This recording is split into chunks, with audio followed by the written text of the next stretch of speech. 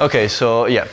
All of this starts from the ideology of modernization, which was central in different ways, both during colonialism and today in development. So the idea that some people are just backward, some people are just like less developed than other people, and they should be made to follow specific paths, which then will improve their lives. And these paths are always dictated by the people who are creating these ideologies. So during colonialism, it was, these people will evolve if we convert them to Christianity and if we bring them, our British legal system and railways, and today is different things. So essentially, what is considered the model of modernity is industrial capitalism, i.e. like our societies. And obviously, you do know, I don't have to explain you why that is not actually that idyllic as it seems. And in contrast, the other societies, like especially indigenous society or subsistence societies, are seen as backward and primitive. And basically, the key idea here is that a lot of people, as actually during colonialism, have this sort of white man's burden attitude, that we want to change their way of lives for their own good. That's what people say, that's what many people in the system actually believe that. And so this is at the heart of the problem, that we have to turn them into us for their own good. And so yeah, it was prevalent also during colonialism, but it's also inside aid. It's also like behind like charity in a way, like, we have to give them schooling, but which schooling? Like the formal schooling that we decide. And no, I didn't do that. And so another parallel between development and colonialism is that the kinds of economic activity or activity that don't create money and GDP, back then and today we consider worthless as the societies that we disparage. So then today a lot of areas where development projects happen, they are declared to be empty land where nobody's doing anything and people are just like sitting there being poor, and finally if we bring a development project we will develop them. And this is the same idea that was used during colonialism, that like, these lands are of the indigenous people, of the natives are empty. There's nothing there. We're going to go there and do the stuff. So this is a kind of, now you don't see it that well, but this is like the imagery that we have, like these tribal people here, and then progress runs that way. So this is where we want to get to, like skyscrapers, busy city, and this is what we want to basically cancel from the face of existence.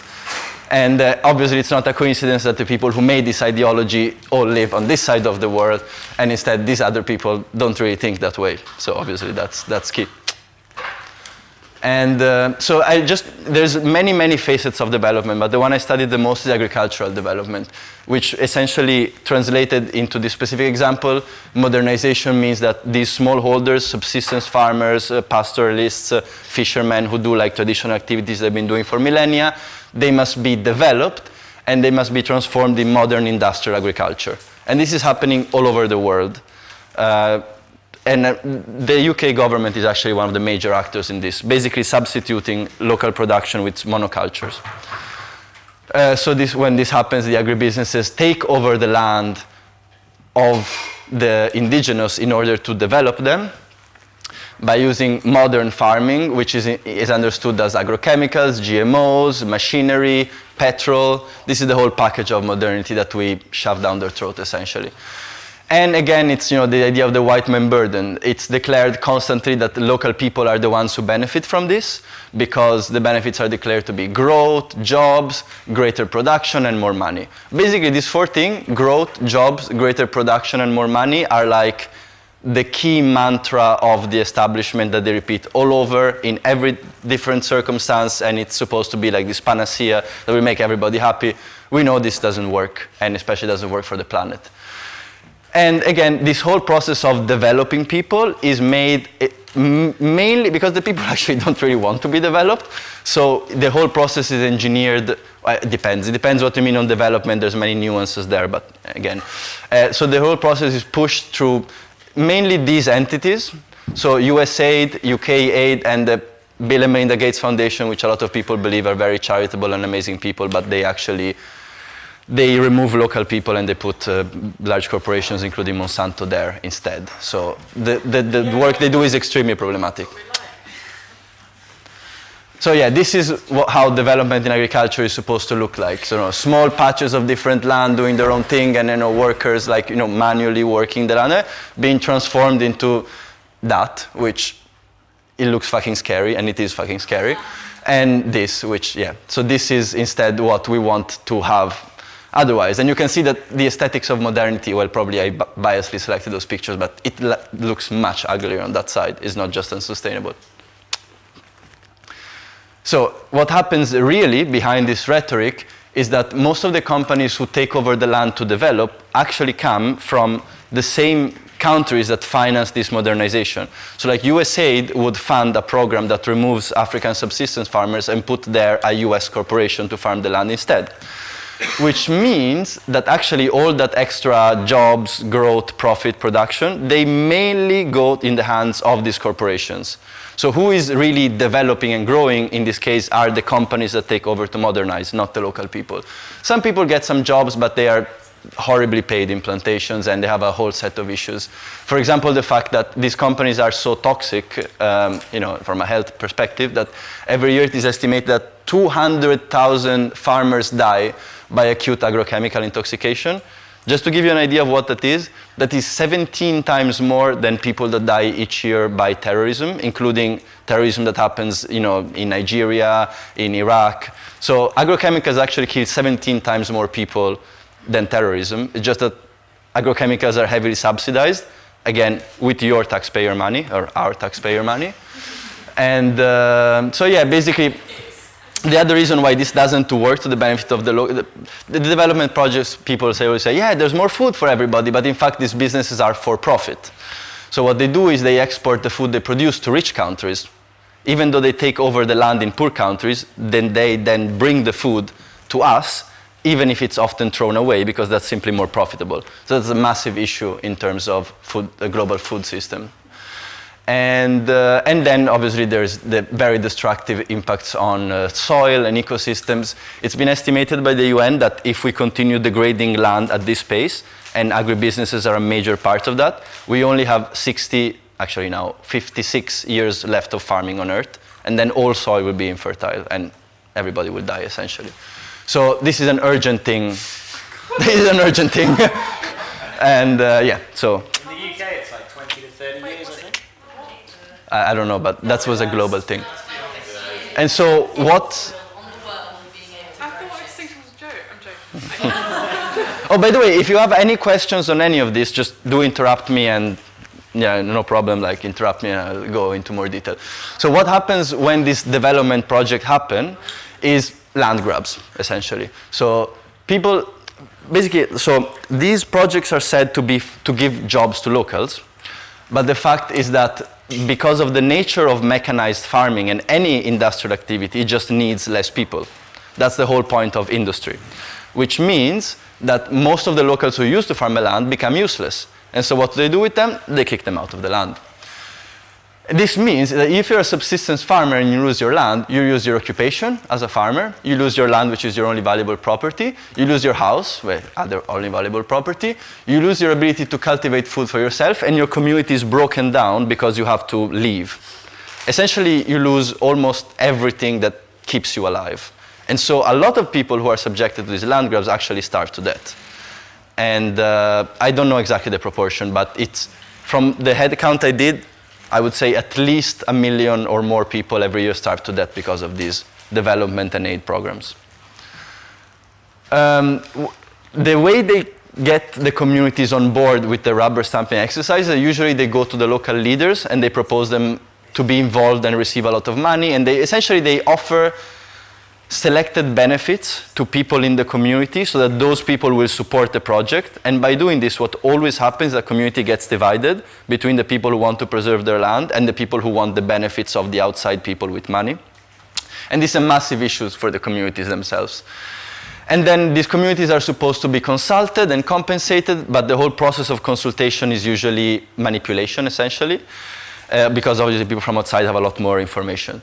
And the compensation is given in like 10% of cases on average.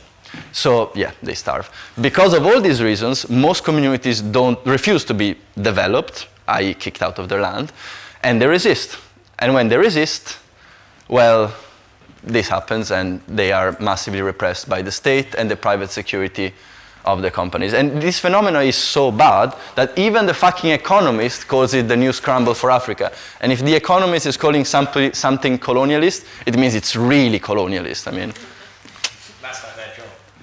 yeah, exactly. So and all of this is funded with our money. So us taxpayers give it to our governments. The governments give the money to the World Bank and the IMF. And both the government and the World Bank and the IMF are the people who are driving the process. They drive this process by giving money to governments in the global south, so that then the governments will accept to give away their land. It's like a legal bribe, in a way, yeah? In exchange for selling off all the government assets. Yeah, basically what they don't put it this way. They say like, oh, we're going to give you this funding to your government, but in exchange you have to be business friendly. You need to have a vibrant private sector. You need to be like open to the global markets, which means no regulations on use and sale of land, and the corporations can take it. And then they also give that money directly to the corporations themselves by subsidizing them, because they say that these corporations help people, using that narrative that I told you in the beginning. So essentially our money is going through these entities directly to often corrupt governments and the agribusinesses that are kicking out people from their land and starving them to death. So all this process is possible because the Western taxpayers in the first place give the money to that. So I'm not saying stop paying taxes, I'm saying we should really make everybody outraged that our taxes are used like that. But development doesn't have to be that way. Like, development is a very broad word, so there are many different interpretations of development. And it's exactly on that I think we could focus our efforts, like showing a new paradigm of development, essentially, which has been around a lot in academia and the people who know about this stuff. It's just that the public and the institutions haven't picked it up. So basically, a lot of these communities have resisted in various ways, and they've united together with the representatives in lots of different forums, and they've articulated their common vision. So this vision, this alternative vision already exists. It just needs people to know about it. And this alternative vision, it's very complicated, but to give it very, very synthetic, means that development and technology should be based on agroecology. Agroecology means doing very detailed research on local condition, using both the ecological knowledge of local people who know the area very well and modern science to complement that knowledge. And then finding a middle ground where a few technologies that can be used to boost production in a way that is fully sustainable are integrated, and the rest is like techniques, like permaculture and so on. So it kind of looks a bit more like this rather than those giant fields.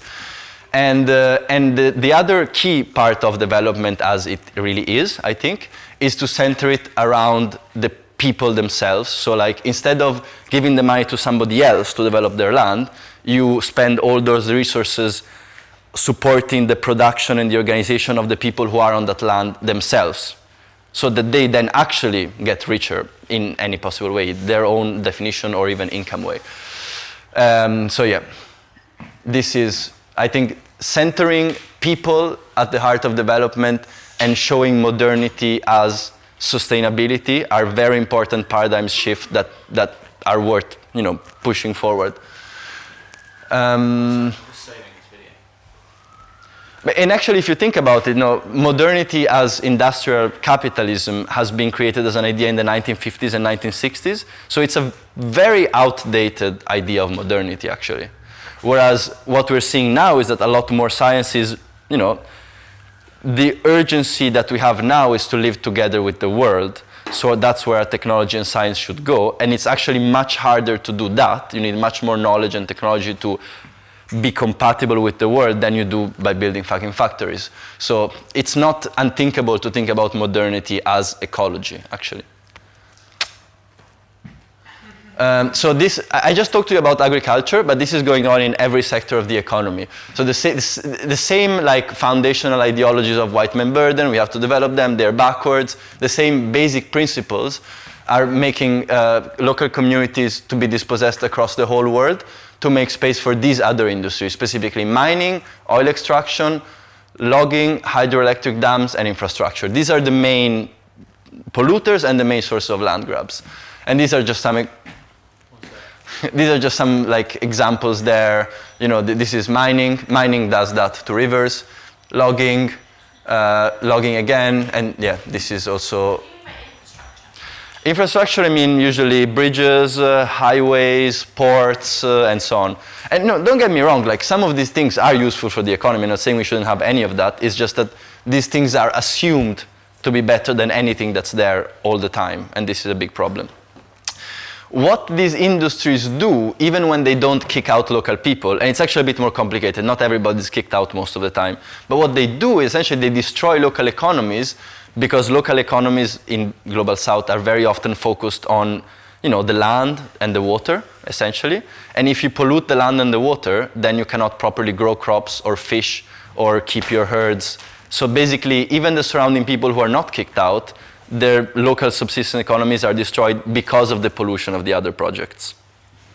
So in this way, the interests of humans and the interests of the environment really start getting together, because it is by destroying the environment and the economy of those indigenous communities that you create their poverty. So this is a strong overlap between indigenous rights and human rights and the environment. So all these companies tend to use violence against, not every single company, but lots of companies do. But the most violent of all of these are mining and oil extraction. Those are the ones that really kill a lot of people, as in war, like kind of a lot of people. Next slide. So, but the communities do not just passively take this. There is a lot of resistance going on, and. Yeah, so as I said, these companies are foreign, they employ few locals, and they disrupt their economies. So these communities very often resist. This is an amazing picture from Sebastião Salgado of the peasant resistance in Colombia, I think.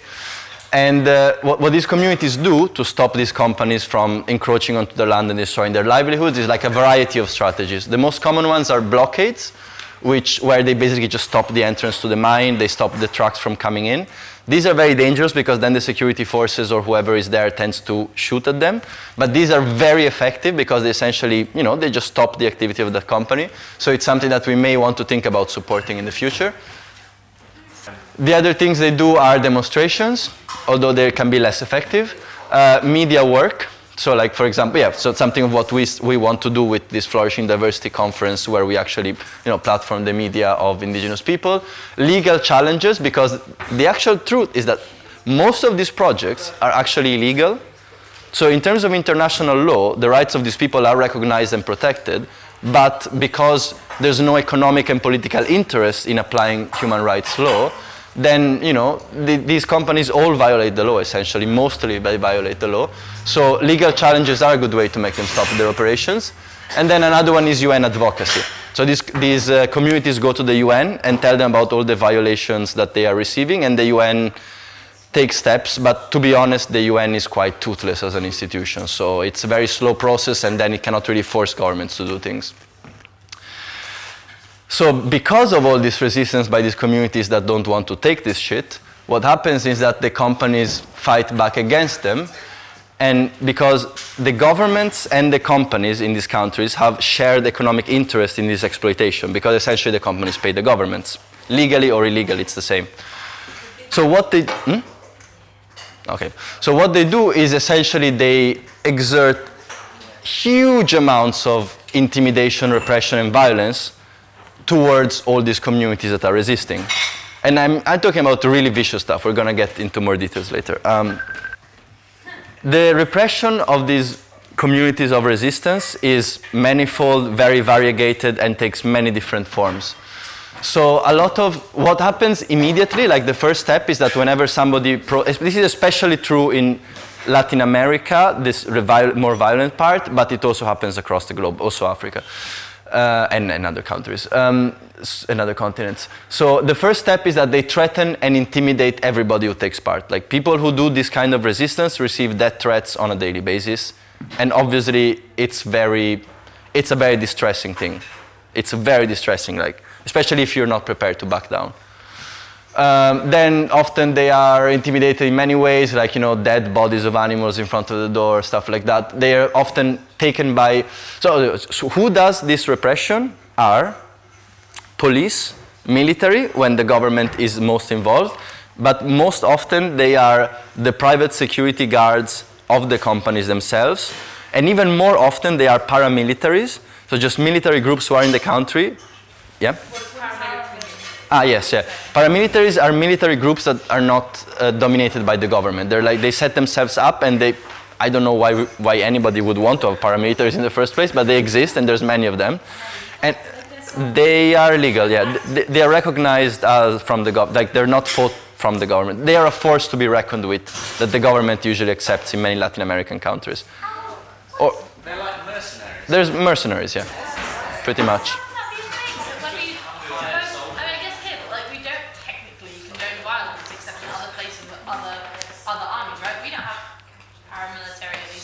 Not in the UK. So a business would hire a paramilitary? Depending on how legal it is in that specific country, they would do this, but most often they would do it in secret. Okay. Yeah. So it would be like, the business get the paramilitaries in. Yeah, these kind of things are much more indirect than they seem. So there must be like the CEO in London that says, fuck, these indigenous people have blocked the entrance of the mine. I don't know how to do to keep the company running. And then the boss of the subsidiary in Colombia is a very good example because they do this a lot, would be like, oh well, we gotta find a way to deal with these indigenous people who are blocking the mine, and we gotta get rid of them. In some way, make them stop, and then the head of the local subsidiary would say, well, if we have to stop them, we should take some measures to like push them back. And he would say this to the head of the private security firm, which is employed by the subsidiary, and the head of the private security firm would go there, intimidate them, and they would still keep doing it. And so the head of the security firm would go to the paramilitaries or to the narcos or to whichever people with guns they know, and pay them to kill them, essentially. This is like, so usually it's not like the CEO of BP which orders this to happen, but of course the people in the corporations know that this is happening and turn a blind eye willingly. They literally say deal with the situation, I don't want to know how you deal with it, but deal with it, stuff like that. And so yeah, they're beaten very often. They are very often tortured, especially by governments, but also by paramilitary. Another big weapon that gets used against women resistance is rape and mass rape. So like these people with guns would go there and rape the female leaders, sometimes gang rape them or mass rape people women in that community. And then the final stage is just murdering the local leaders, which happens a lot. But like for every murder, which we have numbers for, there is like a whole universe of all of the rest. Like the murders are just the tip of the iceberg. Everything else is happening constantly, all the time. Systematically, really. Like this is the way that these businesses keep their businesses running in the global south, basically. Governments, sometimes they do the repression, but when they don't do repression themselves, they use the legal system against the activists. So they would like make up a lot of completely nonsense charges against the indigenous leaders, usually terrorism and so on, and they would drone them out in legal battles, so they had to spend their time, energy, and money trying to stay out of jail. Yep. And do we know which companies as well? Yeah. Like we totally know which companies. Yeah. For example, actually, a good example of this is that this group here is called the Águilas Negras, and it's a paramilitary group in Colombia. And I picked that image specifically because we are in contact with an indigenous community that has just received, the leaders of the community in Colombia have just received death threats from these guys, specifically, like those guys there, right there. What? Yeah, I mean, I don't know if it's specifically them, but that group of people there, yeah. Like, yeah, those actual people. Actually, to be honest, probably some of those people that you can actually see there are involved. And the mining companies is Glencore, so we know who's the company. It's just that, technically speaking, in terms of legal liability, there is the head office, the country office, the subsidiary, and then the private security who does the killing. So they're kind of legally insulated. I just want to say that most of the times it's not with these illegal groups, but most of the time it's actually with the legal military of Colombia and the legal police. Yeah, the More police than and the military do a lot. ones. So I think that's where... Oh, so in Colombia it's more military than yeah, paramilitary. Okay, okay. Because if the illegal ones go to wherever it is, the military have to go there to control and combat them. Okay. So they usually send the actual military, but this is what is very important with human rights violation or whatever, because it's our tax that is going towards paying the military for my government to take them out. So it's all how you say the taxes, everything. Yeah. Which actors specifically do most of the killings varies by country, essentially. But anyways. Yeah, and what the government especially does to allow this thing to happen is they don't only legally harass the activists or do the killings, but the key thing is that they don't prosecute the killings. For example, in Guatemala, of all the murders of trade unionists, indigenous activists, human rights activists, only 2% go to court. All the other ones are ignored. So like the whole legal system is complicit in this by, for example, they would make the legal complaint and somebody in the legal office would just bin it. Or like a whole set of like ways that they can stop these companies from going to court. And basically, local activists have the fucking courage to just keep living under all of this. And I'm telling you, I met a few of these people and they are absolute fucking heroes. Like I met this Guatemalan woman who came to London to speak about this. I don't know if she's still alive.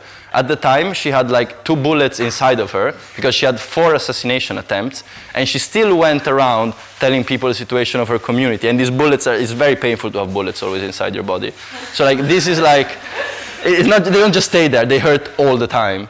And so these people have like just a stock of courage that it's just fucking incredible. So that's why I'm saying these people are the real heroes. And they have incredible stories, and if people knew about them, they would be like, oh my God, I respect this person so much. So these are important stories to tell. So these are images, for example, this is indigenous against the military. That one there is the paramilitary. And this one here is basically what happens in a lot of indigenous communities, especially across Latin America. So a local leader being killed and the community mourning for him. Yeah. Okay, cool. So just to give you just a hint of the scale of repression. So as I said, murders are just the tip of the iceberg. Most of it is intimidation, torture, beatings, other forms that are less visible. But Amnesty found that between 1998 and 2016, at least 3,500 human rights defenders have been murdered. That's a lot of people. And I'm telling you, the thing is that the recognized human rights defenders even they are just the tip of the iceberg, because for every recognized land defender or human rights defender that gets murdered, there are like a dozen of protesters that work with that person who get murdered. Like there's a region in Honduras where in the last 4 years they killed around 140 protesters, which would cover like the yearly quota for dead activists. So all these numbers I'm showing here are big understatements of how many people die. But a very, very frightening trend is this one. So for some weird reason, I had to make this graph because it didn't exist before. I don't know why. But this is the number of how many like officially recognized activists are murdered every year by these companies or the governments who work with them. And I don't know if you noticed, but it goes up a lot. So in 2018, we had like almost 3 times as many as 2014. And it just keeps growing year after year. And like the trend doesn't look like it's going to go down. So like, it's basically a distributed genocide. To give you an idea of how fucking brutal, because these techniques are terrorism. They're not just made to repress people, but they're made to terrorize the whole of the population. So things like they do, look at this. This is one case I study. Gold mine protesters beaten and burnt alive. So this guy, he was just doing workshops on the environmental impacts of the mine, which by the way are required by law. So this guy was purely implementing national law. He was just an activist going around doing workshops exactly like I am doing right now. He was doing exactly what I am doing right now. And they came in the night, a bunch of people, they were shouting, why was he against the mine? Why was he lying to people about the mine? Then they dragged him out of his house. They called the whole village to wake up and go in the central square, and then they set this guy on fire. And they also tried to set his brothers on fire. And they burned them alive in front of the whole rest of the community. So this is like the kind of stuff that these companies and paramilitaries and private security do. It's just really brutal, terrorizing stuff. And I've seen the impacts when I was working in Mozambique, which is way less brutal than that. Like, this creates a situation where everybody is always afraid. So like, I wanted to do something, and then my boss would say, yeah, that other guy had that idea last year and they killed him. And the project died. And it has like a cascade effect on everybody else, because of course, when you're killing somebody, you're destroying their whole family. You know, it has a massive effect on the psychology of other people. This is another example of vicious terror strategies. So like, this company wanted to evict the local people. Local people resisted, and then the eviction where they actually all kicked them out, I don't know if you can read it, but basically they gang raped 11 women in that community. This was a few years ago in Guatemala. So, yeah. And this last one, what they do a lot of times is that a lot of these activists are just, as I said, very courageous. So they are ready to risk their life for that. So they threaten their families. And this is just also common procedures in a lot of countries. So I met activists who were told that their children would be killed. And in this case of this other person that I studied the case of, they couldn't kill him. He survived every assassination attempt. So they killed his son and his nephew, and then they gang raped his daughter. So, yeah, this is the kind of stuff that if you work in these kind of things, you see a lot. Makes it to the news. Imagine what doesn't make it to the news. Yeah, so this is a systematic terror campaign being used against essentially people, like just people who want to keep their livelihoods and their way of life. Like, these are just people who want to keep their land, you know. They're not like fighting, they're not trying to overthrow capitalism or the state. They're not like communist guerrillas. They're just everyday people who want to keep their land, and this is what is done to them to repress them. Yeah, this systematic terrorism and mass murder is inextricably linked to our economic system. And because, essentially, the economic conditions and exploitation and dispossession that are imposed on these communities in the global south are just so bad that people are obviously not willing to take it, because if they say, I'm going to take everything away from you, nobody's going to accept that, or very few people are. So these campaigns of terror and murders are necessary to keep people in the global south to comply with the global economic framework. So the reason why we can have so many cheap products in the West and buy so much stuff is that these people are killed.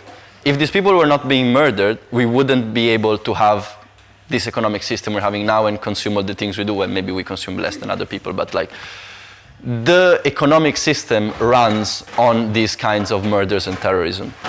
And this has been even recognized by the United Nations, which is one of the most moderate bodies in the world. So the United Nations says that the underlying cause of these murders are this resource-based development model and commodity-based approach, prioritizing economic growth over people's welfare, and the fact that there's a lack of adequate participation and consultation to the people in the community. So the communities are never involved in the projects that are going to take over their land. That's why they resist, and that's why they're murdered.